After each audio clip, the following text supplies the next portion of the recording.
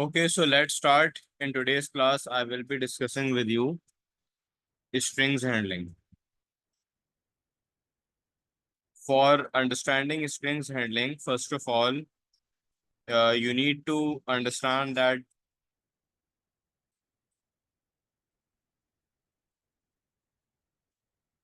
what do you understand by the data type of a string. The data type string represents that it is a combination of letters, symbols, or text. Or I can say that, first of all, strings are used for storing text or long text, either text or any example of long text. मैं ये भी इसमें कह सकता हूँ कि every string contains a number of characters.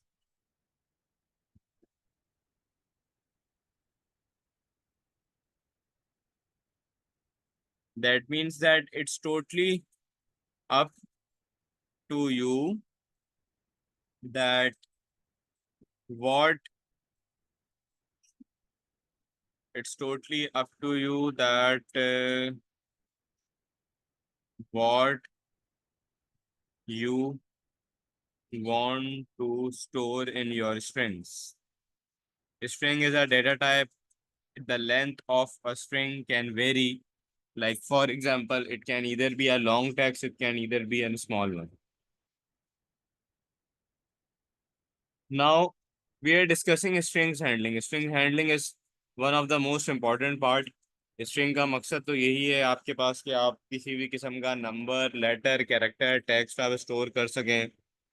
लेकिन यहाँ पर जब मैं स्ट्रिंग्स की बात करता हूँ आपसे, स्ट्रिंग हैंडलिंग्स की, तो I need to understand this that how I can handle long list of characters, how I can handle that.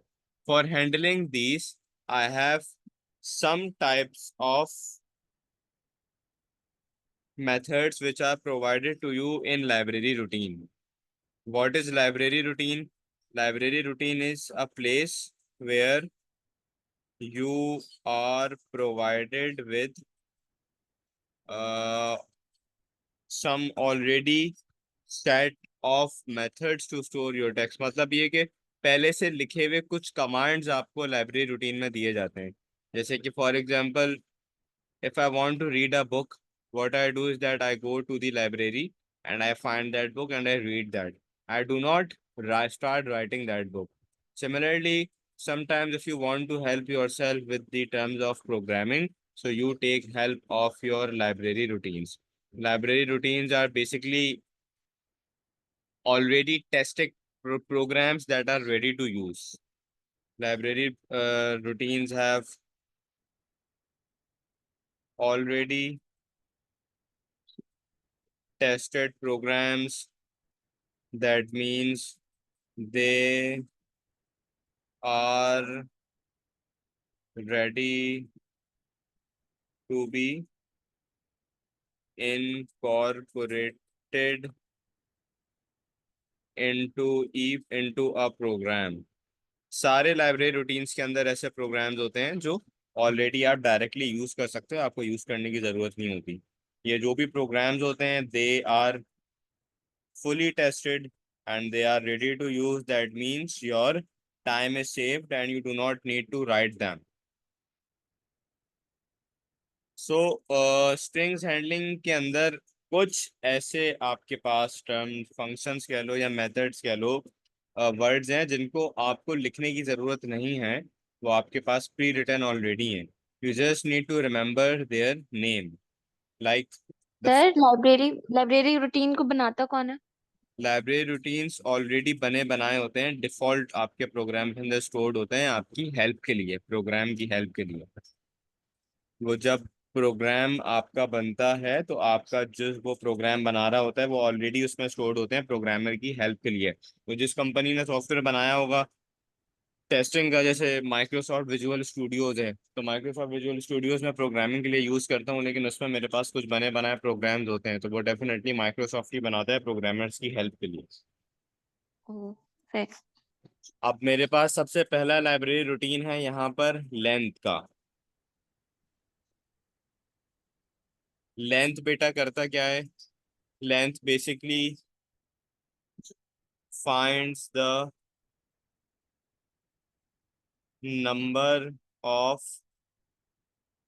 Characters in the string. एक स्ट्रिंग के अंदर कितने नंबर ऑफ कैरेक्टर्स हैं वो फाइंड करता है। For example, if I take a word such as computer science, so what this length function is going to do, like इसकी implementation ऐसे होगी। आप अपने प्रोग्राम के अंदर इसको लिखोगे इस तरह से। इम्प्लीमेंटेशन के लिए you need to write it like length and then whatever is in your inverted commas, computer science। तो इसका आंसर क्या आएगा? कंप्यूटर साइंस की जितनी भी लेंथ है वो आ जाएगी, like right 1 2 3 4 5 6 7 8 9 10 11 12 13 14 15 16। Answer is going to be 16 characters within this example, and space is also going to be counted.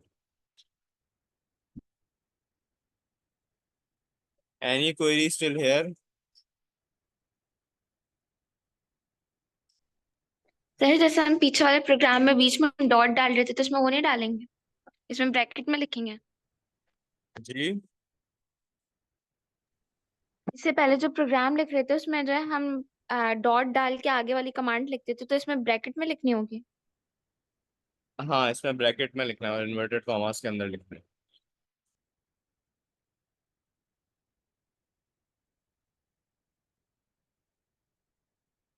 इसमें डॉट नहीं डलेगा, आपको ब्रैकेट्स में लिखना है, इन्वर्टेड कॉमास के अंदर क्लोज करना है। सेकंड जो आपके पास जहाँ पे है, इसको मैं कहता हूँ सब स्ट्रिंग। और सब स्ट्रिंग का काम ये होता है कि that it basically extract parts of a string. For example,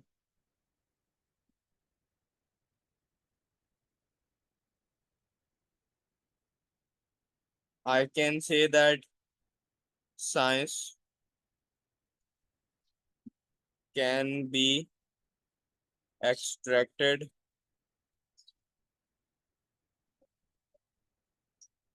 from the word computer science.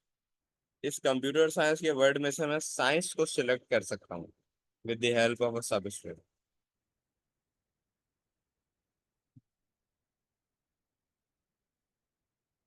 And how I do that, अब इसकी इम्प्लीमेंटेशन देखते हैं। कि इम्प्लीमेंटेशन मतलब सूडो कोड के अंदर ये कैसे लिखा जाएगा। सबसे पहले you are going to type it like this in caps, substring, उसके बाद जो भी आपका वर्ड है कंप्यूटर साइंस, इसके बाद यहाँ पे मैं दो नंबर्स दे रहा हूँ। एक नंबर मैंने दिया है 10 और एक नंबर दिया है मैंने 7। अब ये नंबर क्या है बेटा, हम ये पूरी लिस्ट को काउंट करेंगे इसकी। 1 2 3 4 5 6 7 8 9 10। ये वाला जो 10 है ये किसको कॉरेस्पॉन्ड कर रहा है? एस। इसका मतलब है कि 10 तक चलो और रुको कहाँ पर? 7 तक। 1 2 3 4 5 6 7। इसमें कोई मसला? सर तो इसमें एक्सट्रैक्ट कैसे होगा? बेटा हमने जब 10 और 7 दिया तो इस पूरे में से आपके पास आंसर के अंदर सिर्फ साइंस आ जाएगा, क्योंकि आपने डिजिट्स को पोजिशनल वैल्यू दे दी। कंप्यूटर नहीं आएगा? जी। कंप्यूटर नहीं आएगा? कंप्यूटर नहीं आएगा, सिर्फ साइंस आएगा, क्योंकि पहला डिजिट ये बताता है कि कहाँ तक तुम्हें चलना है, फिर वहां से कहाँ तक वो डिजिट लेना है। जैसे कि फॉर एग्जांपल आपका नाम है, मैं आपके नाम के आपका नाम यूज करता हूँ, ये मैंने लगाया सब स्ट्रिंग, और यहाँ पे मैंने लिखा अबीरा इंटेलिजेंट। अब सबसे पहला जो यहाँ पे वर्ड आएगा वो आएगा कि कहाँ से इस वर्ड को लेना शुरू करना है। तो मुझे जैसे सिर्फ इंटेलिजेंट चाहिए, तो मैं पहले लूंगा 1 2 3 4 5 6 7 8। इंटेलिजेंट किस पर है? 8 पर है। तो मैं इसको कहूंगा कि 8 से लेना शुरू करो, और कहाँ तक चलो? 8 9 10 11 12 13 14 15 16 17 18, और तुम चलो 18 तक। तो फिर ये सिर्फ ये वर्ड ले लेगा इस पूरे में से। इसमें कोई प्रॉब्लम? नो।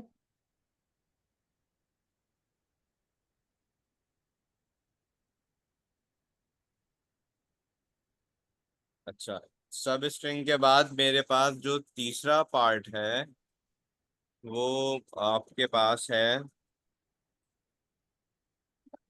अपर का।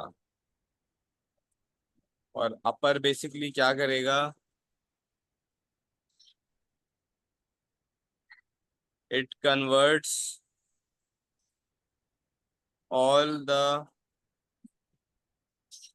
Letters in a string to upper case. For example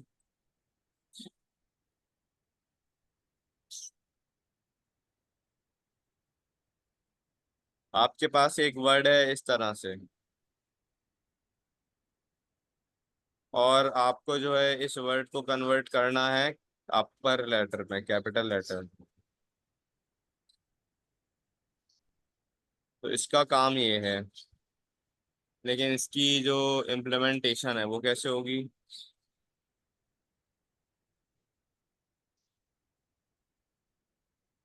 आप जो है अपने पास लिखोगे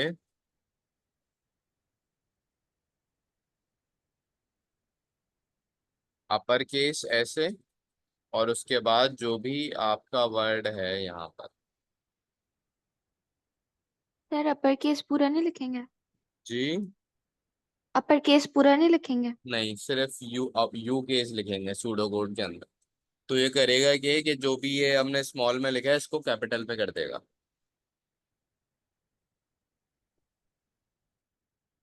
इसके बाद आपके पास है lower case.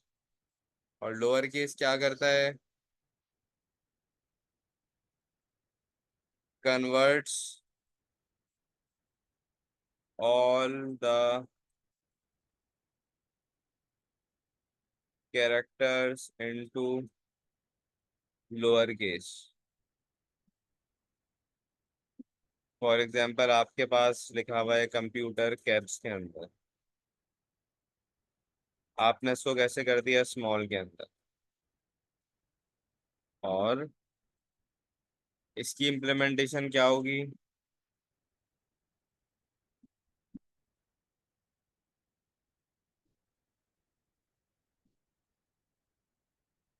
You are going to right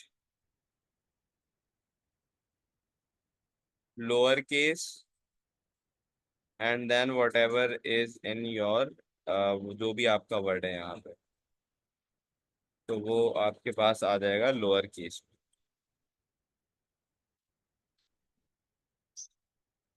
length हो गया, सब स्ट्रिंग हो गया, अपर हो गया, लोअर हो गया, और ये सारे आपके पास लाइब्रेरी रूटीन के पार्ट्स हैं जो स्ट्रिंग हैंडलिंग के अंदर आता है।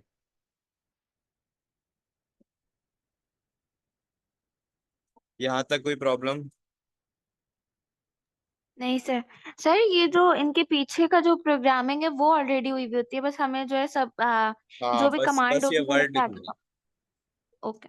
पीछे की प्रोग्रामिंग नहीं करनी, बस ये वर्ड लिखना है तो ये काम हो जाएगा। सही।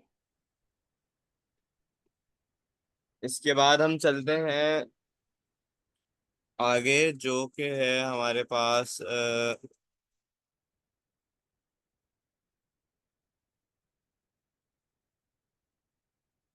Arithmetic, logical and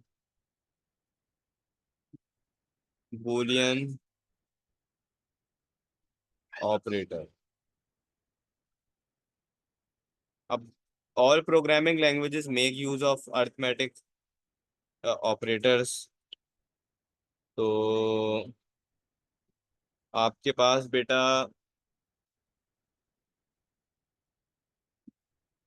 arithmetic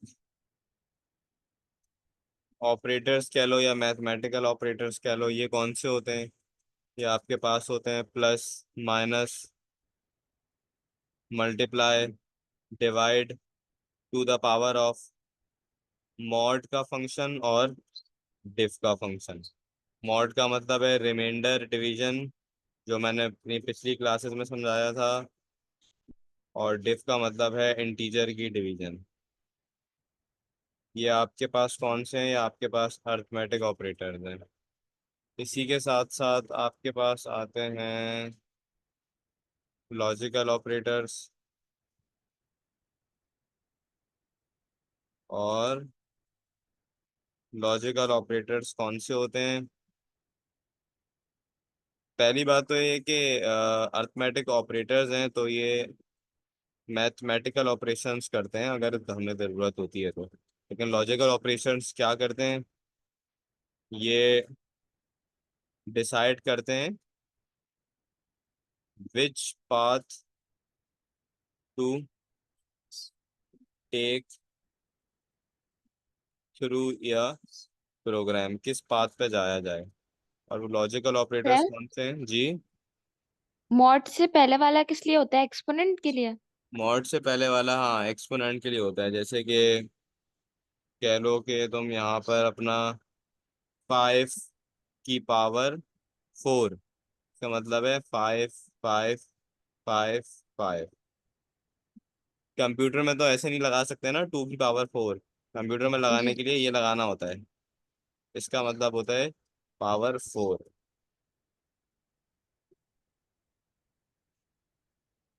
logical operator decide करता है विच पाथ टू टेक, और इसमें है ग्रेटर देन है, लेस देन है, इक्वल्स टू है, ग्रेटर देन इक्वल्स टू है, लेस देन इक्वल्स टू है, और नॉट इक्वल्स टू है।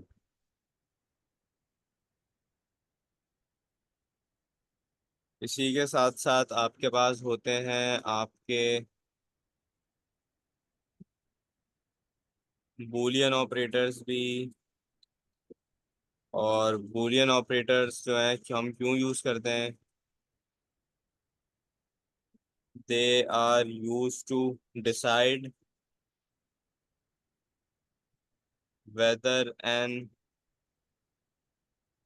एक्सप्रेशन इज ट्रू और फॉल्स। या तो ट्रू है या तो फॉल्स है। और ये कौन से होते हैं ऑपरेटर्स इसके मेरे पास होता है एंड, मेरे पास होता है और मेरे पास होता है नॉट। एंड का मतलब बेटा ये है कि बोथ आर ट्रू, दोनों का लाजमी होना, दोनों का सच होना लाजमी है, दोनों कंडीशन का। और का मतलब ये है कि कोई भी एक भी होगी तो चलेगा। नॉट का मतलब ये है कि वो कभी भी आपके पास ट्रू नहीं होगा।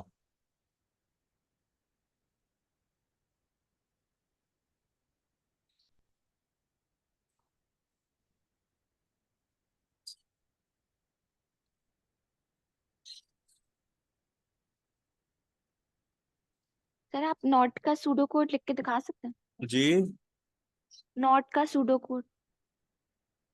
नॉट का सूडो कोड? जी। यार नॉट का सूडो कोड है, अभी तक आया तो नहीं है पेपर में, वो सिर्फ यही पूछते हैं कि इनका बूलियन ऑपरेटर्स कहाँ पे है। एक दफा ये चैप्टर 8 हो जाए फिर मैं इसके सवालात कराऊंगा आपको, फिर फिर आपको ये सब आसान लगेगा। नॉट का अभी तक सूडो कोड है भी नहीं। अच्छा, इसके बाद हमें देखना है procedures and functions.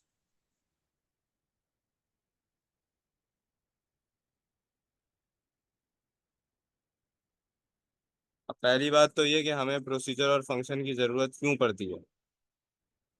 So I can say that when writing an algorithm there are often similar tasks to perform that make use of same group statements। Program लिखते हुए कभी कभार मुझे ज़रूरत पड़ती है मेरी लिखी हुई चीज़ों की बार बार, बार बार। तो instead of repeating these statements and writing a new code every time, या मतलब ये कि या तो मैं उस कोड को बार बार लिखूं, रिपीट करता रहूं और ये काम करता रहूं, लेकिन इसके बजाय instead of repeating this statement writing a code every new time programming languages make use of सब रूटीन्स।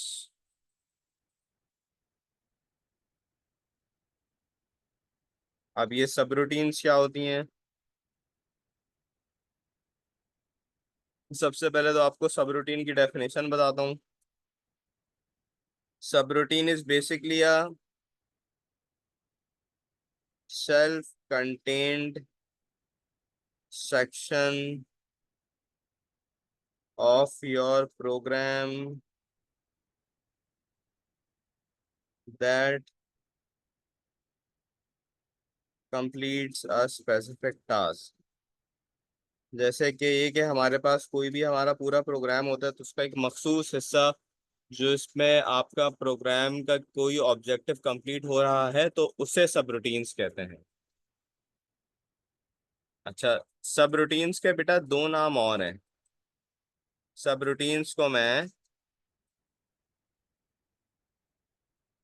प्रोसीजर्स और फंक्शन भी कह सकता हूँ। अब इसका फायदा क्या है सब रूटीन या प्रोसीजर्स और फंक्शन का? फायदा ये होता है कि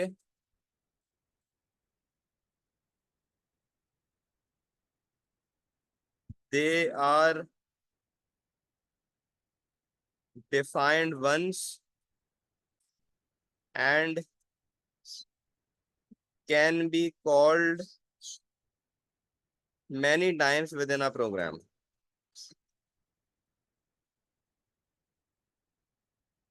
डिफाइन तो एक दफा होगा लेकिन प्रोग्राम के अंदर जो है काफी दफा हम उसको बुला सकते हैं सिर्फ उसके नाम से ही। तो ये होता है कि आपको कोड लिखने की बार बार जरूरत नहीं पड़ती। यहाँ तक कोई कंफ्यूजन? No sir. अब हमें देखना है कि प्रोसीजर क्या है। प्रोसीजर की सिंपल डेफिनेशन है कि a procedure is a set of programming statements group together under a name that can be called to perform a task at any point in program. उसको हम उसके नाम से बुला सकते हैं एक दफा सेव करने के बाद अपने प्रोग्राम में। अब मैं आपको प्रोसीजर की एक मिसाल देता हूँ। फॉर एग्जांपल मैंने एक प्रोसीजर बनाया और उस प्रोसीजर को मैंने नाम दिया, सूडो कोड में लिखेंगे भी ऐसे ही जैसे मैं अभी लिख रहा हूँ। इस प्रोसीजर का नाम है स्टार्स, और इसके प्रोसीजर के अंदर मैंने आउटपुट करा दिया काफी सारे स्टार। और यहाँ पे ये मेरा जो भी प्रोसीजर है ये एंड हो गया। अब मैं अपना कोड लिख रहा हूँ यहाँ पर, और वो कोड अगर इस तरह चल रहा है, आई डोंट केयर क्या क्या चीज़ें ऊपर नीचे लिखी हुई हैं। मुझे जब भी अपने प्रोग्राम के अंदर ये चीज़ चाहिए होगी तो मैं सिर्फ यहाँ एक चीज़ लिखूंगा। मैं क्या लिखूंगा? कॉल कराओ स्टार्स को। इस प्रोसीजर का नाम क्या था? स्टार्स। तो मेरे पास ये कोड एज इट इज उठ के वहां पे चलना शुरू हो जाएगा और मुझे लिखने की भी जरूरत नहीं पड़ेगी। सर प्रोसीजर में हम लोग जो है कोई स्टेटमेंट लगा सकते हैं, इफ जी देन एल्स वाली? जी जी, लगा सकते। अब इसकी एक और एग्जांपल देता हूँ आपको। फॉर एग्जांपल यहाँ पे मैंने एक प्रोसीजर लगाया जिस प्रोसीजर का नाम है स्टार्स, और स्टार्स का पैरामीटर क्या है? नंबर। और नंबर की डेटा टाइप क्या है? इंटीजर। उसके बाद मैंने क्या किया? मैंने डिक्लेयर कराया अपने काउंटर को बी इंटीजर से। उसके बाद मैंने अपना लूप स्टार्ट करा फॉर काउंट, फॉर काउंट या फॉर काउंटर। अगर ऊपर काउंटर लिया तो नीचे भी काउंटर लेंगे। 1 2 नंबर, जो भी आपका नंबर है। आपने क्या आउटपुट कर दिया? आपने आउटपुट कर दिया स्टार, और फिर आप आ गए नेक्स्ट काउंटर की तरफ, और आपने फिर क्या कर दिया? एंड करा दिया प्रोसीजर। प्रोसीजर ओपन करोगे तो उसको एंड भी लाजमी कराओगे। ये पूरा एक प्रोग्राम है। अब मैं नहीं चाहता कि इस प्रोग्राम को बार बार लिखूं,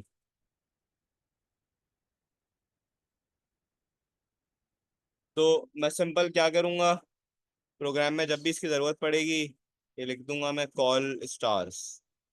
और अगर मुझे इसी प्रोग्राम को 7 8 दफ़ा चलाना है तो मैं इस तरह लिख दूंगा कॉल स्टार्स, और स्टार्स को 7 मरतबा चलाओ। इसमें कोई सवाल? सर दो हम्म। दफा लिखना जरूरी है? पहली दफा में कॉल स्टार्स और 7 नहीं वो लिख सकते बेटा वो दो कैसे? दफ़ा मैंने समझाने के लिए लिखा है कि अगर उसको 7 दफ़ा चलाना है तो ऐसे लिख देना। यहाँ तक कोई प्रॉब्लम? नहीं सर।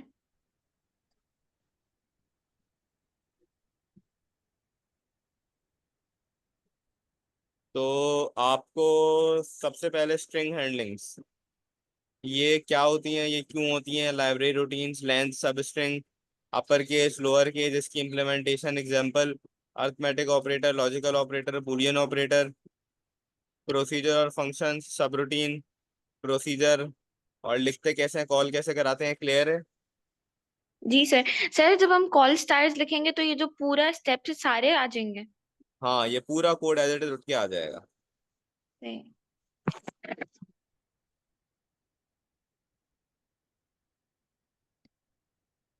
इसके बाद मेरे पास फंक्शन है और लाइब्रेरी रूटीन है, बट वो अभी हम स्टार्ट नहीं कर रहे। इसको तुम अपने पास अच्छे से रिव्यू कर लो किताब से और नोट से, भूल नहीं जाना। फिर मैं फंक्शन स्टार्ट कराता हूँ। सही सर। ठीक है, ओके, अल्लाह हाफिज सर। मिलते हैं फिर, खुदा हाफिज।